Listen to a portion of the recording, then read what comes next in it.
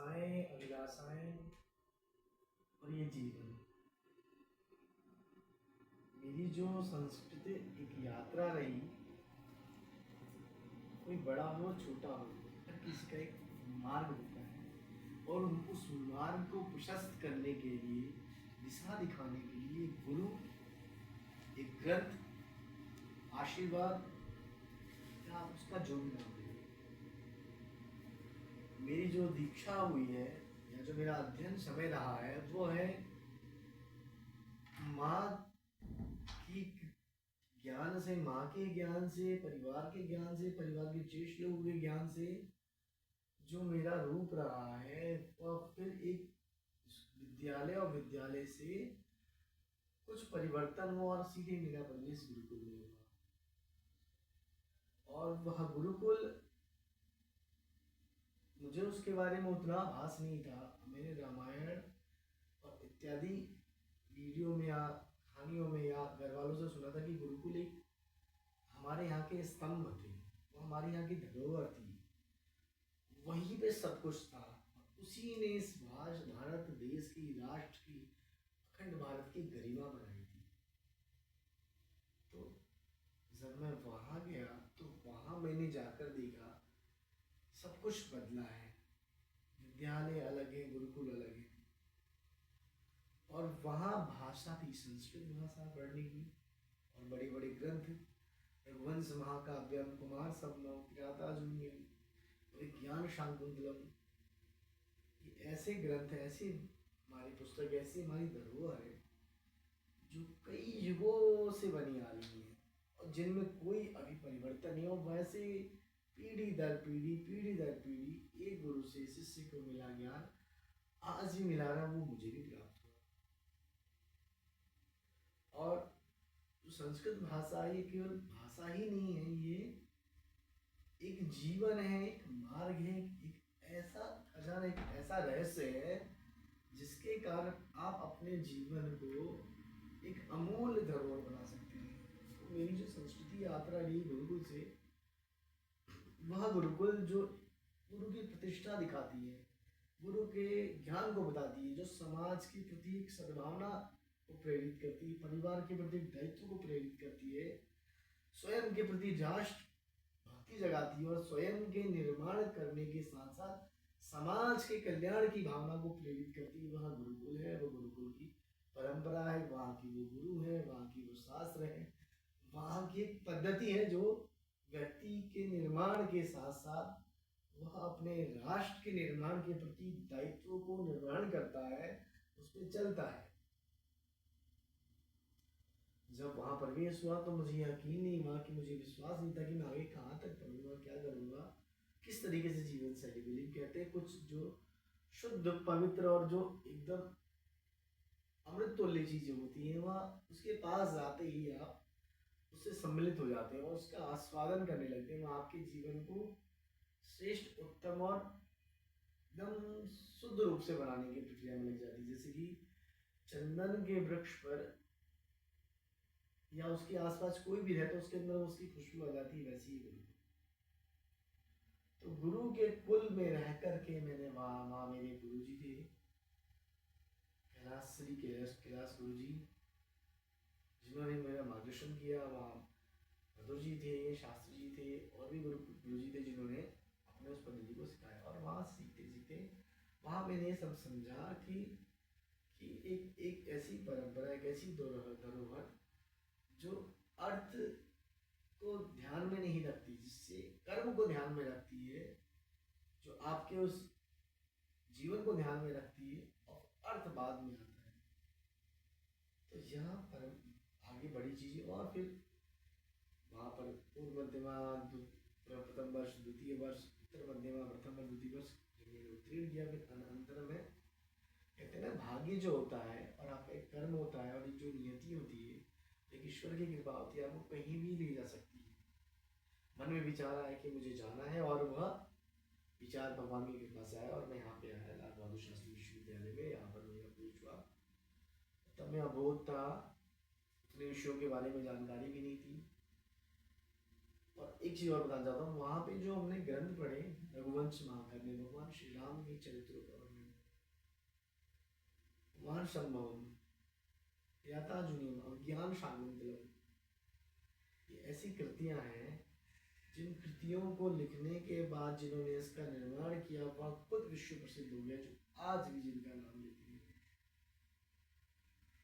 तो उस उनके बारे में लिख करके वो खुद इतने प्रसिद्ध, इतने समाज के सम्मानीय व्यक्ति हो गए। उसी परंपरा के अंतर्गत वो भाषा संस्कृत, जो मुझे पढ़ने के लिए मेरा भी बहुत सौभाग्यशाली था। तो संस्कृत जो भाषा है वह व्यक्ति के निर्माण के साथ साथ उसे ये चिंतन दे देती है कि वह किसी का अहित ना कर सके। आज जो परिवार में दुर्व्यवहार, विघटन, जो समस्याएं समाज में चल रही हैं, वो सब कुछ अर्थ से जुड़ गई हैं और सब कुछ अर्थ पे ही जुड़ी है और अर्थ पे ही समाप्त है। ना तो उसके पूर्व की स्थिति, ना उसके अर्थ के बाद की स्थिति, ये सब का जीवन एक अर्थपूर्ण हो गया है और जो बहुत ही घातक है, पीड़ाजनक है। और यह मानव के विनाश की प्रक्रिया का भी एक कारण है जो अंततः समाप्त हो जाएगी। प्रकृति में बदलाव, परिवर्तन होना जरूरी है, निमित्त है। संस्कृत जो ग्रंथ हैं वह एक अलग ही भाव प्रदान करते हैं। चाहे आप साहित्य के ग्रंथ पढ़ लें, चाहे हमारे पुराण शास्त्र पढ़ लें, या चाहे वेद पढ़ लें, या और भी हमारे श्रुति है, स्मृतियाँ हैं, धर्म ग्रंथ है, दर्शन है, और सभी एक से एक उच्चतम कोटि के चिंतन विचारक हैं। वेद जो ज्ञान है, जो हर समय एक जैसा रहता है, उसी के अंतर्गत निकली बहुत सारी चीजें। और आज आप देखते होंगे कि लोगों को भविष्य के बारे में जानने के लिए बड़ी अभिलाषा होती है, मेरा कल क्या होगा। तो उसी के अंदर एक और जिज्ञासा के द्वारा 32 मंत्रों, वेदों के 32 मंत्रों से निर्माण हुआ ज्योतिष शास्त्र का, जो वेदों के षडांगों के एक अंग है, जो वेदों को पढ़ने के लिए, जानने के लिए एक अंग बनाए, जिसे हम ज्योतिष कहते हैं। ज्योतिषाम नयनम चक्षु, जो ज्योतिष आँख है इसकी वेद की, यानी पुरुष की आँख है जो वेदों का ज्ञान कराती है। उस 32 मंत्रों से ज्योतिष शास्त्र का निर्माण हुआ, जो आपके कहते हैं पहले वह ज्योतिष जो था ब्रह्मांड की उस रहस्य को जानने की प्रक्रिया को बताता था कि वो रहस्य क्या है, और वो फिर फलादेश करने लगा, क्योंकि उस चीज को समझ गया जिस चीज से हमारे जीवन में प्रभाव होता था, और फलादेश करने लगा।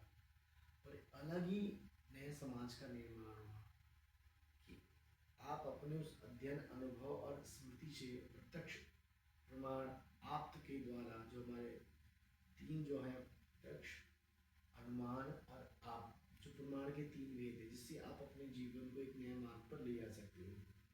तो प्रत्यक्षीकरण करके उन्होंने एक नए शास्त्र को जन्म दिया जो अद्भुत था, और वो बहुत समय आज भी उसका बहुत व्यापक रूप से होता है। लेकिन लोग उसके मूल उद्देश्य को भूल गए। उसमें सर्वप्रथम कहा गया था कि इन सारे चीजों का लाभ आपको अपने मुख्य कर्म के द्वारा ही रखा जाएगा। एक अलग ही विराट। फिर हमारे उपनिषद, जो उपनिषद जो नाम है वो वेदों के अंतिम ज्ञान को उपनिषद कहा गया है, जो व्यक्ति को उस अंतिम बीज तक जोड़ देता है लिया करके, जहाँ से वो विमुख हो गया है। ईशावास्यमिदं सर्वं यत् किंचित जगत्याम जगत तेन त्यक्तेन भंजीता मागृतकस्य सिद्धनम। जो ये ईश्वर के द्वारा जितना भी आपको मिला हुआ है, उसी में खुश अगर किसी और के वस्तु पर, किसी और के धन पर गिद्ध जैसे दृष्टि ना डाले, वह व्यक्ति ठीक है। यदि वह गिद्ध की तरह अपनी दृष्टि को डाल देता है तो उपनिषद का चिंतन अद्भुत व्याप्त है। परम चेतना को, परा अपरा विद्या के बारे में बताता है, परा अपरा शक्ति के बारे में बताता है, वो ब्रह्म के उस तत्व को बताता है, वो ओम के उस परम रहस्य को बताता है, वो इस शरीर के उस रहस्य को बताता है, वो शरीर के अंदर उस ना दिखने वाले और दिखने वाले तत्व को जो बताता है, उस मन की चर्चा करता है, जो जो जिसकी गति इतनी तेज है, इतनी तेज है जिसको आज समझ पाना नामुमकिन है। तो उसी के अंतर्गत, उसी के विषय के अंतर्गत उपनिषदों में अद्भुत रहस्य क्या है, उसमें एक नाद है, ध्वनि है। उस ध्वनि के बारे में एक आहत अनाहत नाद की चर्चा की गई है कि ऐसे कर देने से आवाज आती है, और एक आवाज जो आपके अंतर्निहित है वो अलग ही एक ध्वनि है। और उस ध्वनि के आनंद को, उस ध्वनि के अनुभव को पता करने के लिए आप उपनिषद के जो मुख्य उद्देश्य है उसको समझते हैं। उपनिषद है, उपनिषद में हमारा एक छुपा हुआ है, आपने सुना होगा हस्त विद्या लोग इतना देखते हैं, अंग ज्योतिष इतना देखते हैं। हस्त ये हाथ है, इसमें कुछ रेखाएं हैं, इस रेखाओं के अध्ययन करके कुछ लोगों को जान करके लोगों ने कुछ ऐसे नियम बनाए, और वो कभी कभी सार्थक होते हैं, कभी सार्थक नहीं होते। ऐसे अंगों का रहस्य है। तो ये पूरा का पूरा जीवन एक ऐसा रहस्यात्मक है, ऐसा है जैसे कि हमारी जो नाड़ियाँ होती है, कहते हैं हमारे एक शास्त्र नाट्य प्रतिपाद की 72,000 नाड़ियाँ हैं हमारे शरीर में। और वो कहते हैं एक नस, उस नाड़ी को, उस नस को अगर आप खोलोगे तो पता नहीं कितने किलोमीटर दूर तक जाएगी, उसका इतना बड़ा आकार है। और जिस ऋषि ने इस शब्द को, इस वाक्य को, इस दृष्टि को बोला होगा, उस समय कितना अलौकिक रहा होगा ये। जिसने बोला होगा जो बृहस्पति घर है वो पीले रंग का है, उसके लिए पुखराज पहनना है, ये किसने एकदम ऐसे ही बोल दिया और लोगों ने मान लिया। कैसे आप सब लोग कहते हैं मिथ्या है, गलत है, झूठ है, लूट रहे हैं, फरेब है, लेकिन कुछ तो रहस्य होगा इसका, कुछ तो चीजें होंगी। और इसी परंपरा में जब बढ़ते बढ़ते गए तो फिर हमारे एक साहित्यिक ग्रंथ आ गए, इसमें हमारा कालिदास के जो हमारा अभिज्ञान शाकुंतला में मेघदूत है, और जो कहते हैं कि उसमें कर्ण ऋषि के बारे में चर्चा की। कर्ण ऋषि जो ऐसे व्यापक सोच के थे, ऐसे विचारवान लोग थे, जिनके उत्तम श्रेष्ठ और श्रद्धा और विश्वास के कारण, जिनके सामने जो पशु पक्षी भी उनकी भाषा को समझ करके उनसे वार्तालाप करते थे, ऐसा उन्होंने जीवन बनाया और एक समाज से बिल्कुल भिन्न जीवन बनाया। और ऐसे ही संस्कृत शास्त्रों में आप देखेंगे विदूषक एक पात्र है, कैरेक्टर है, जो राजा का बहुत प्रिय रहता है और वो हंसाता भी है, राजा को मार्गदर्शन भी करता है, वो वही चीज है। तो इस संस्कृत में ऐसा दूर से लेकर, जीव से लेकर, ब्रह्मांड से लेकर पूरा का पूरा एक विशेष वर्णन है। वो भूत, भविष्य, वर्तमान, वर्तमान से भी पूर्व का जो उपनिषद है हमारा, उसमें बताया है ना सदा सिन्नो सदा, वो कहता है कि था ना हवा थी, ना वायु था, ना अंधकार था, ना प्रकाश था, ना दिन था, ना रात था, वो तब भी था, वो जल में था, उसे आप उसे जल के रूप में माना है। तो एक कितना व्यापक विचार है उसी संस्कृत परंपरा के, उसी संस्कृत ग्रंथ के एक ऋषि के मत से। और देखिए कितनी बड़ी दृष्टि है, आप जितने भी पुराने संस्कृत के ग्रंथ देखेंगे आप उसमें विशेष बात देखेंगे, किसी ने अपने नाम के बारे में नहीं लिखा, किसी ने अपने स्थान के बारे में नहीं, किसी ने अपनी डिग्रियों के बारे में नहीं बताया, किसी ने अपने आप को उसका लाभ नहीं लिया कि मैंने किया है। आज पूरा का पूरा उसका रूप बदल गया है। तो आप कुछ नहीं सीखे, जिस पक्ष में भी लेंगे ना वो आपको एक ऐसा एक दिशा दिखा देंगे जो सबसे अलग है। मैंने आपको आयुर्वेद का, उपनिषद का, वेदांत का और साहित्य का कितना, आप जैसे आप हमारे संस्कृत के साहित्यिक वाले आचार्यों से मिलोगे आप तो कहेंगे मोक्ष कुछ नहीं है, मोक्ष से बड़ी चीज है जीवन। और जीवन में भी आप साहित्यिक जीवन जो अलंकारों से युक्त हो, जो आप हास्य प्रदो सारे रसों को जीवे, जो 9 रस है, 8 रसों की जो उस रसों में आप जीव, उसका आनंद ले, वो करें। तो एक बहुत ही विचारक व्यापक है इसमें, उसमें अलंकार है, रस है, रौद्र है, श्रृंगार है, हास है, करुण है, विभत्स है। तो ये एक साहित्य का अलग स्वरूप है। फिर घूम फिर के जब आगे बढ़ते हैं, बढ़ते जाते हैं तो उसमें एक ऐसा हमारा कर्मकांड एक पद्धति है जो कहते थे कि यज्ञ करोगे और आपको सब कुछ मिल जाएगा। आज कितना हास्यप्रद ये लोगों को लगता है, लेकिन एक समय था ऐसा, कर्मकांड ही सबसे श्रेष्ठ था। तो मतलब वो भी था, ये भी था, फिर उससे भी श्रेष्ठ विचार है हमारा मीमांसा दर्शन, ब्रह्म को यानी स्वयं को जानने की बात। फिर चीजें बढ़ती गई, फिर हमारे यहाँ भगवानों के अवतार हुए, उसमें अवतार राम जी का अवतार, कृष्ण जी का अवतार, या माता का जो नारी शक्ति, भगवान शिव का एक ऐसा व्यापक छोड़ोगे अर्धनारीश्वर का। कई आप आपने ज्योतिष वालों को सुना होगा बोलते हुए, कहते हैं कि स्त्री जो वांग अंग होता है शरीर का, अंग फरकने के भी फलादेश लोग बताते हैं। इसका भी एक अपना रहस्य है, सामुद्रिक शास्त्र के द्वारा ये सारी चीज़ निकली। फिर जब इन चीज़ों को मैं समझा आगे बढ़ा, तो धीरे धीरे धीरे करते करते एक बार हमारी आचार्य की क्लास होती थी जिसे हम कहते हैं एमए, उसमें संगीता खन्ना मैम आई और क्लास लगी हमारी दर्शन की।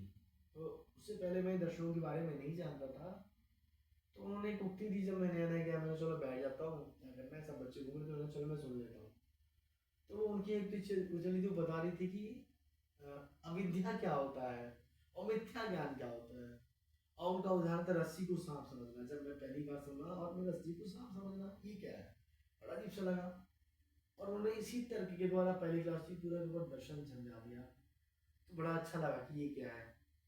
फिर मेरी मन रुचि हुई कि हाँ मुझे करना है, पढ़ते पढ़ते रहा, फिर भी नहीं समझा, फिर मैंने छोड़ दिया। फिर मेरे मित्र हैं विनय कांत जी, उनसे मैंने समझा कि क्या है, तो उन्होंने एक अलग ही रूप से इसको बताया। उसके बाद नई चेतना जगी, फिर मैंने योग दर्शन का अध्ययन किया और उसमें पढ़ते पढ़ते एक नया ही विचार हुआ, एक नई ही जीवन हुई कि हर एक व्यक्ति एक दार्शनिक होता है, उसका एक विचार होता है, उसका एक मनन होता है, उसका चिंतन होता है, उसकी एक दृष्टि होती है जो हर किसी को अलग रूप से देखती है और अलग रूप से बताने की प्रक्रिया होती है। फिर एक बात हुई तो न्याय दर्शन एक ऐसा दर्शन था। उन्होंने बोला कि मैंने उनसे बोला हाँ कुछ इंसान अच्छे होते, कुछ इंसान बुरे होते, कुछ ऐसा कुछ। उन्होंने एक ऐसी युक्ति दी न्याय दर्शन की, कहता है न्याय दर्शन कहता है कि नहीं, हर इंसान बुरा होता है, उससे मौका नहीं मिलता है। उस दिन मेरी दृष्टि ही बदल गई पूरी। फिर मैं ये कहने लगा कि नहीं नहीं, सारे इंसान परिस्थिति के अनुसार बदलते हैं। फिर शंकराचार्य जी हमारा जो वेदांत है उसका अलग है, लेकिन दर्शनों ने ऐसा झकझोर दिया, ऐसा व्यक्ति को बदला कि इंसान को सोचने पे मजबूर कर दिया। अब कुछ भी चीज़ करता हूँ, कुछ भी सोचता हूँ, तो सबसे पहले मुझे दिखता है कि मैं किसी का अहित तो नहीं कर रहा या मैं किसी के बारे में गलत तो नहीं सोच रहा। इतनी बारीकी से आपको सिखा देते हैं जिसे हम विद्या कहते हैं। और अभिवादन से शीरस्य युक्तोवर्धनशीलम चत्वारि तस्य वर्धन्ते आयुर्विद्या शोभनम। तो ये जो उक्ति ही जो कहते हैं नमस्ते प्रणाम अध्ययन, ये आपको अपने आप ही मिल जाते हैं। तो संस्कृत का जो एक मतलब अथाह सागर है, अथाह मणियों से भरा हुआ है, और एक एक सूत्र, एक एक पंक्ति, एक एक उक्ति, एक एक विचार, उत्तिष्ठ प्राप्त, उत्तिष्ठ प्राप्ति वरानी बोलता, उत्तिष्ठ जागृत प्राप्त वरानी बोलता। इस उक्ति से एक व्यक्ति ही प्रसिद्ध हो गए जिनका नाम है विवेकानंद जी। एक छोटी सी उक्ति, तो एक संस्कृत के एक सूक्ति के द्वारा, एक शब्द के अर्थ के द्वारा, एक चित्त शब्द है जिसमें पूरा ब्रह्मांड समाहित है, एक नाथ शब्द है पूरी दुनिया समाहित है, एक मन है जिसको आज तक लोग नहीं समझ पाए, एक दृष्टि जिसको आज तक समझ में आए, देखना क्या, दिख क्या रहा है और क्या हमें जाना, ये इसी में आज का लोग हुआ है। तो एक ये पूरा का पूरा ऐसा एक वो है। और आप संस्कृति किसी भी एक विषय को ले लेते हैं, उससे अपने जीवन को जोड़ लेते हैं, आप पूर्ण रूप से हो जाएंगे। और संस्कृत ने मेरे जीवन को एक अलग ही दिशा दी थी। और मैं जिस स्थान पर भी जहाँ भी रहता हूँ, जहाँ भी जाता हूँ, जिससे भी मिलता हूँ, मुझे ये अभिलाषा रहती है हाँ कि मुझे राष्ट्र के निर्माण की भावना दिखती है, समाज में विसंगतियों को हटाने की एक भावना दिखती है, स्वयं की बुराइयों को दूर करने की भावना दिखती है, ना कि मैं उससे अहित होता हूँ, परेशान होता हूँ, चिंतित होता हूँ। थोड़ी चीज़ें होती है लेकिन फिर से वो मुझे जागृतवान बना देती है, एक प्रेरितवान बना देती है। तो एक अलग ही ऊपर से फिर हमारे रहने की, घूमने की, दौड़ने की, चलने की, समझने की, सोचने की, अविद्या विद्या परा अपरा विक्षेप आवरण, मन बुद्धि अहंकार चित्त, धर्म अर्थ काम मोक्ष गृहस्थ आश्रम व्यवस्था, पता नहीं कितने सारे ऐसे ऐसी चीजें हैं जो व्यक्ति को सुनते ही अलौकिक लगते हैं और इसमें वो लिप्त रहता है। तो ये चीज जैसे कि कितना कुछ कम रहे जाएगा आप और आप इनके बारे में समझेंगे, जानेंगे, इसका अध्ययन करेंगे और बहुत विराट है इसका रूप। तो ये चीज़ें और ये पता नहीं कहाँ तक चलती रहेगी चीज़ें, लेकिन अंतिम सत्य अभी भी नहीं मिला। अंतिम सत्य होता गया क्योंकि वो कहते हैं उसके मिल जाने के बाद आपको स्वयं का भी आभास नहीं रहता, इसे असंप्रज्ञात समाधि कहते हैं। उसकी अभिलाषा में लोग रह गए। तो ये जीवन ऐसे ही चलता रहेगा। लेकिन हाँ, संस्कृत जो इसका अध्ययन करते हैं वो अलग ही होते हैं। ना तो उनको किसी दुनिया से मतलब होता है, ना किसी से वो अपने जीवन में जीते। इसीलिए आजकल आप लोगों ने हर जगह देखा होगा कि वो लोग अदृश्य रहते हैं, छुपे ही रहते हैं, अपने विषयों को समाज के सामने नहीं रखते हैं। तो ये है, फिर आगे चर्चा करेंगे इस बारे में। धन्यवाद, नमस्कार।